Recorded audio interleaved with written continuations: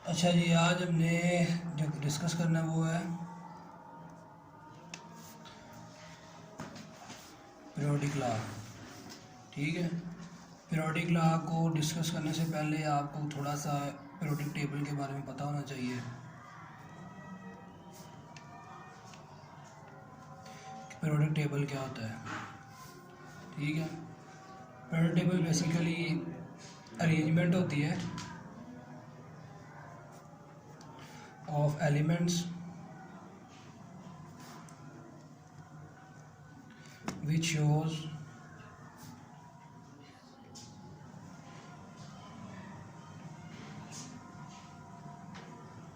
periodic changes। अब जो हमारे पास periodic चेंज होते हैं वो periodic चेंज हमारे पास कौन से होते हैं? केमिकल प्रॉपर्टीज,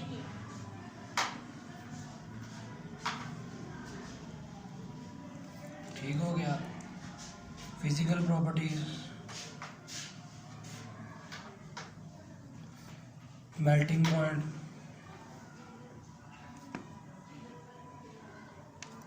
ठीक हो गया, इसी तरह बॉइलिंग पॉइंट और जो भी एक्सेट्रा शामिल है। ठीक हो गया। अब जो पीरियोडिक लॉ है 1913 में मोज़ले ने इसको पेश किया। ठीक है, मोज़ले ने ये बात कही कि तमाम जो एटम्स हैं ना, तमाम जो एलिमेंट्स हैं, ठीक है, उनको all elements should be arranged in the ascending order of atomic number। अब ascending order क्या होता है?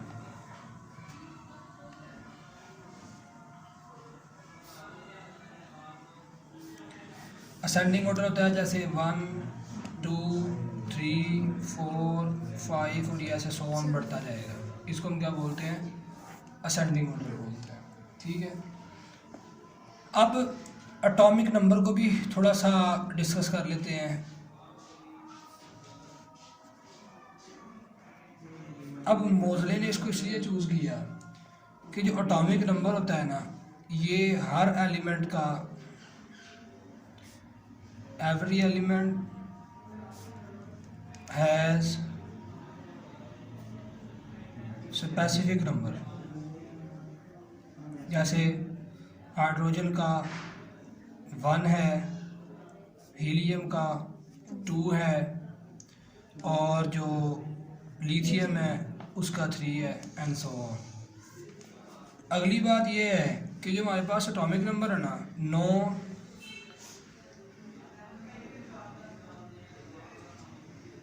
any other element has similar number। कोई भी दूसरे एलिमेंट का किसी दूसरे एलिमेंट से सेम नंबर नहीं हो सकता। बात समझ आ गई। तीसरी बात ये है कि जो एटॉमिक नंबर है हमारे पास, इसके ऊपर डिपेंड करते हैं नंबर ऑफ प्रोटॉन्स। अब जितने प्रोटॉन्स होंगे उतने ही इलेक्ट्रॉन्स होंगे। अब जो इलेक्ट्रॉन्स होते हैं वो काज होते हैं किसके? केमिकल प्रॉपर्टीज के। किसके? किसके? ठीक हो गया। तो इसका मतलब है कि हमारे पास जो एटॉमिक नंबर है बेसिकली ये फंडामेंटल प्रॉपर्टी है। ये क्या है? फंडामेंटल प्रॉपर्टी है। बात समझ में आ गई कि नहीं आ गई? क्लियर हो गया? पता चल गया? तो उसने जो एटॉमिक नंबर की बुनियाद पर जो पीरियोडिक टेबल बनाया, उसने कहा कि उसको ऐसे अरेंज किया जाए कि हमारे पास सबसे कम वाला एटॉमिक नंबर वाला एलिमेंट पहले, ज़्यादा वाला बाद में, और इसी तरह ये बढ़ते जाएं 1 2 3 4 5 6 7 8 9 10। ठीक हो गया। अब हम थोड़ा सा मॉडर्न पीरियोडिक टेबल को स्टडी करते हैं।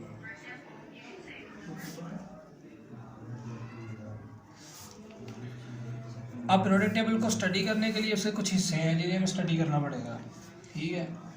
मॉडर्न पीरियोडिक टेबल में हमारे पास 7 पीरियड्स हैं, ठीक है। पहले इसमें 8 ग्रुप होते थे, कितने थे? 8। लेकिन अब इसमें 8 ग्रुप नहीं है, इसमें टोटल 18 ग्रुप है। कितने हैं? 18। अब ये जो ग्रुप है ये 2 फॉर्म में है। एक हमारे पास है ग्रुप ए, एक हमारे पास ग्रुप बी। ग्रुप बी जो है वो है ट्रांजिशन एलिमेंट्स के लिए,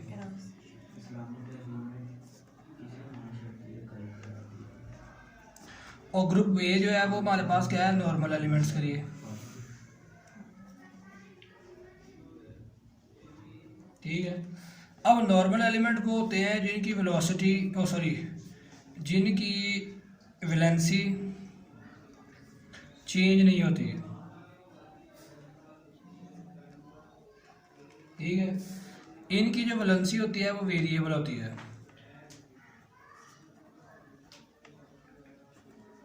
ठीक हो गया। इनका जो आखिरी शेल में इलेक्ट्रॉन होता है वो होता है एस या पी में, इनका होता है डी या एफ में। बात समझ में आ गई कि नहीं आ गई? पता चल गया। उसके बाद जो ग्रुप्स के एलिमेंट होते हैं ना, जो ग्रुप्स के एलिमेंट होते हैं उनकी जो केमिकल प्रॉपर्टीज होती है ना वो क्या होती है? सेम, ठीक है। क्योंकि उनकी जो इलेक्ट्रॉनिक कॉन्फ़िगरेशन होती है वो भी क्या होती है? सेम होती है। बात समझ में आ गई? उनकी वैलेंसी भी क्या होती है? सेम होती है। पीरियड्स में जो एलिमेंट्स होते हैं उनकी जो केमिकल प्रॉपर्टीज होती हैं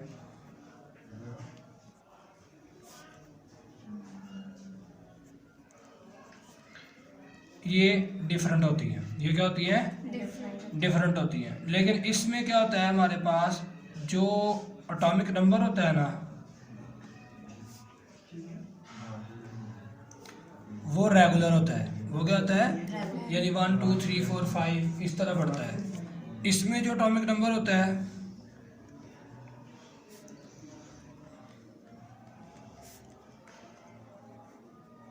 वो क्या होता है? इर्रेगुलर। वो क्या होता है जी? क्या होता है जी? इर्रेगुलर। इसके अलावा मॉडर्न पीरियोडिक टेबल में ब्लॉक्स हैं। इसमें कितने ब्लॉक्स हैं? 4, जिसमें हमारे पास आता है एस, पी, डी और एफ। इसमें क्या है जी? 4 ब्लॉक्स हैं। मैं बता चुका हूँ कि डी और एफ वाले ट्रांजिशन होते हैं, एस और पी वाले क्या होते हैं जी? नॉर्मल एलिमेंट्स होते हैं। एस और पी वाले क्या होते हैं जी? नॉर्मल एलिमेंट्स होते हैं, ठीक है। इसके अलावा जो इसके पीरियड्स होते हैं वो हमारे पास होते हैं हॉरिजॉन्टल रोज, और जो ग्रुप्स होते हैं वो हमारे पास होते हैं वर्टिकल्स, कॉलम्स की सूरत में होते हैं। वर्टिकल कॉलम्स की सूरत में होते हैं, ठीक हो गया? पास में आ गई कि नहीं आ गई? इसके अलावा पीरियड्स की कुछ प्रॉपर्टीज़ हैं। अब पीरियड्स की कुछ प्रॉपर्टी में हमारे पास आ जाता है जो पहला पीरियड है उसमें सिर्फ 2 एलिमेंट्स हैं।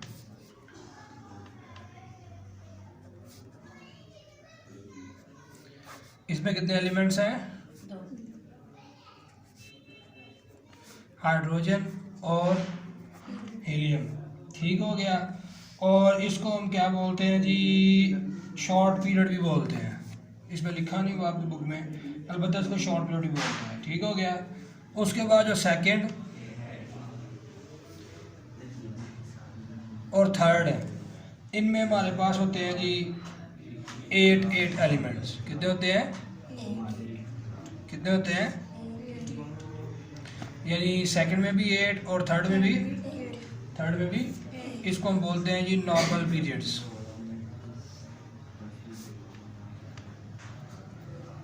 ठीक हो गया। उसके बाद जो हमारे पास फिफ्थ और फोर्थ है उसमें होते हैं 18 एलिमेंट्स।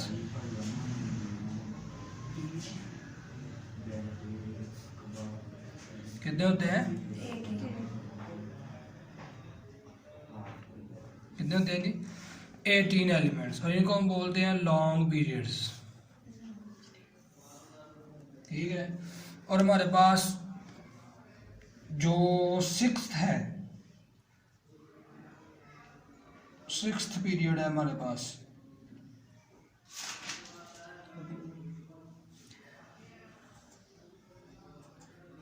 उसमें होते हैं हमारे पास 32 एलिमेंट्स। कितने होते हैं? 32। और इसको हम वेरी लॉन्ग पीरियड बोलते हैं। और जो 7 है इसमें भी 32 ही हैं। कितने हैं? 32। लेकिन इसको हम इनकम्प्लीट पीरियड भी बोलते हैं। यानी इसका मतलब है कि आपको कोई न्यू डिस्कवरी होगी जब, तो वो किस में ऐड होगी? 7th पीरियड में। यानी कोई नया एलिमेंट जब भी हमारे पास हम उसे फाइंड करेंगे, डिस्कवर करेंगे, तो वो किस में जाएगा? 7th में ऐड होगा। किस में जाएगा जी? 7th में ऐड होगा। ठीक हो गया? पता चल गया कि नहीं पता चल गया? ठीक है। ट्रांजिशन एलिमेंट्स का सबको पता चल गया, आपको नहीं पता चल गया? क्लियर हो गया ना? चलो ठीक हो गया जी। ठीक है। अब यहाँ पर कुछ चीज़ें हैं जो आपको एक और बात समझनी आनी चाहिए कि ग्रुप्स हैं इसमें, और ग्रुप्स के कुछ नाम हैं। मसलन अगर हम बात करें फर्स्ट ए ग्रुप की, किसकी बात करें? First A. ठीक है। इनको हम बोलते हैं अल्कली मेटल्स। क्या बोलते हैं इनको? इनका जो जनरल जो फार्मूला है हमारे पास इलेक्ट्रॉनिक कन्फिग्रेशन का, वो है NS1। N से मुराद है नंबर ऑफ शेल, S जो है वो सब शेल है। ठीक है। उसके बाद जो सेकेंड है हमारे पास, उसको हम बोलते हैं अल्कलाइन अर्थ।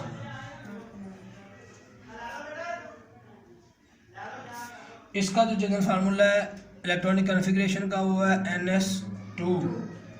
उसके बाद हमारे पास है थर्ड ग्रुप। ठीक हो गया। उसको हम बोलते हैं जी बोरॉन फैमिली।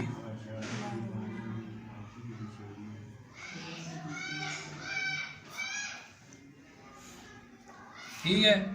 इसका जो हमारे पास ग्रुप है वो है जी NS2 NS1।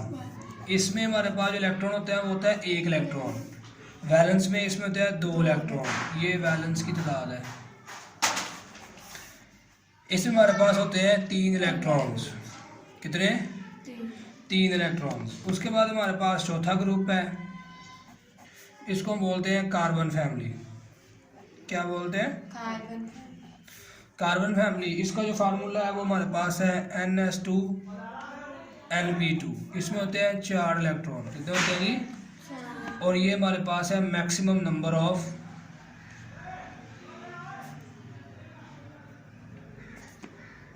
वैलेंस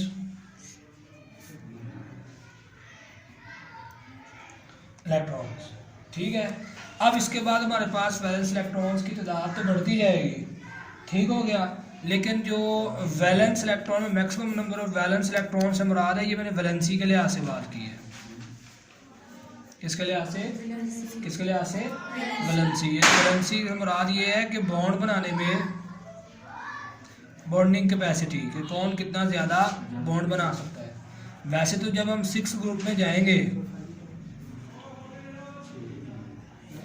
वो हमारे पास है ऑक्सीजन, सॉरी 6th में चले गए, 5th में जाएंगे। ये हमारे पास है नाइट्रोजन फैमिली। ठीक है। इसके पास कितने इलेक्ट्रॉन होते हैं?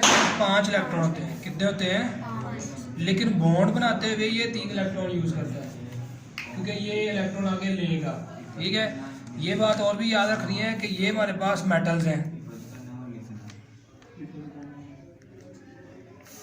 ठीक हो गया। और ये आगे हमारे पास नॉन मेटल शुरू हो जाएंगे। और ये जो कार्बन फैमिली है ये मोस्टली हमारे पास मेटलॉइड से बिलोंग करती है। ठीक हो गया। और ये इसका जो हमारे पास आ जाता है वो आता है NS2 NP3। उसके बाद हमारे पास आ जाता है 6th ग्रुप।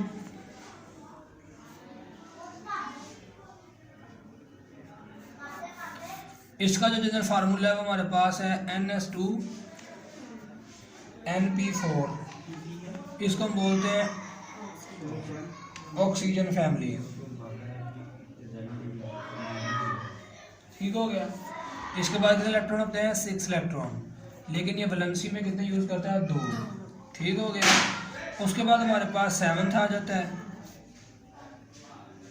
इसको हम बोलते हैं हैलोजन फैमिली।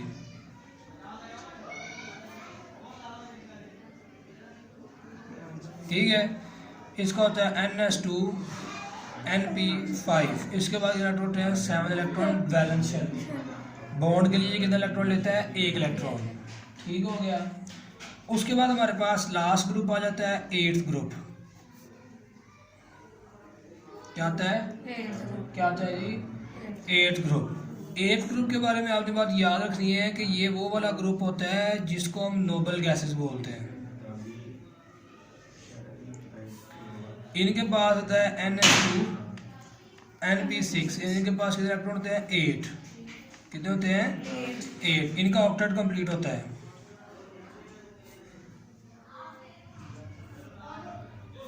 ठीक हो गया। ये रिएक्शन नहीं करते आम हालात में। ठीक है, यानी स्टैंडर्ड टेम्परेचर एंड प्रेशर पर ये रिएक्शन नहीं करते। ठीक है। इनका जो ऑक्सीडेशन नंबर होता है वो 0 होता है। ठीक है।